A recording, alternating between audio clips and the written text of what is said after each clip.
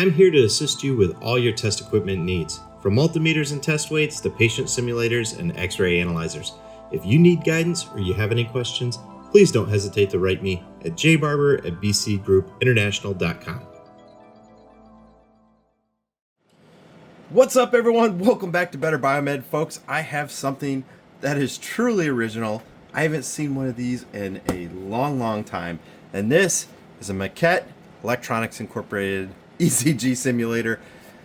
How cool is this? This was given to me by somebody at one of my hospital visits, and I was just waiting for some special day to do a video about it, and it's pretty interesting. You can see right here, we've got our V series, and we've got our traditional leads, but then we've got M, H, E, and I.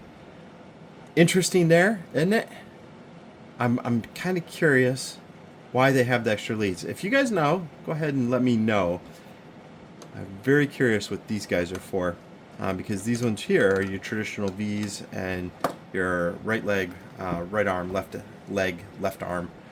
So we can go on, or we can go to test.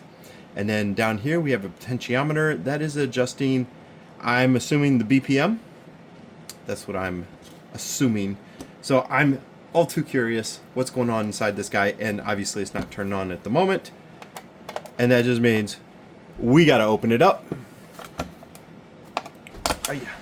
So let's see, I got two flat blade screws. And they're quarter turn. That's good. You know, it just seems like back in the day they put more attention to detail and quality into some of the items that they manufactured. Look at that. So they are quarter turn screws, and you can see here that they have captive rings on them. So they got these snap rings that hold them on there. A well-made design. Little built-in feet that kind of hold it off the ground. Beautiful. Okay, so here we go. We have a 9-volt battery. That's going to be an easy fix. Let's go ahead and pop that guy off nice and gentle. So notice how I am being kind of careful. A lot of these 9-volt connectors, they will separate between the cardboard and the terminal. That's okay. I have extras, and I can replace them if I need to, but I'd rather not. Let's go ahead and take a look under the cover. Now, isn't it interesting that it's all in like a Faraday shield? You see that? So I pulled off the bottom plastic, and there is a shield inside it. I'm assuming that's because this guy here, it can't have any noise whatsoever. So it's obviously got some sort of amplifiers, op amps in there, and any sort of noise that comes in, it's going to amplify it. That's what I'm going to assume here. So we got some number 1 Phillips. Wow, those guys are coming out pretty stiff too. Not as easy as you would expect. And I noticed that a couple of these have already had a go from somebody, and they're maybe a little bit stripped out. There we go. Wow, there is something like Loctite on there.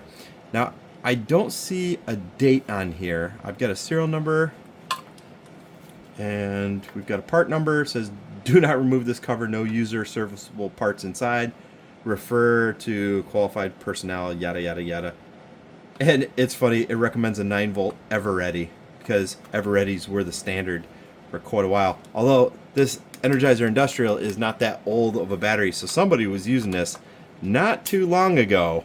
I'd say in the last 5 years or so. Yeah, that battery is got a date of 12/22, so wow. And these guys are coming out kind of stiff. Dang.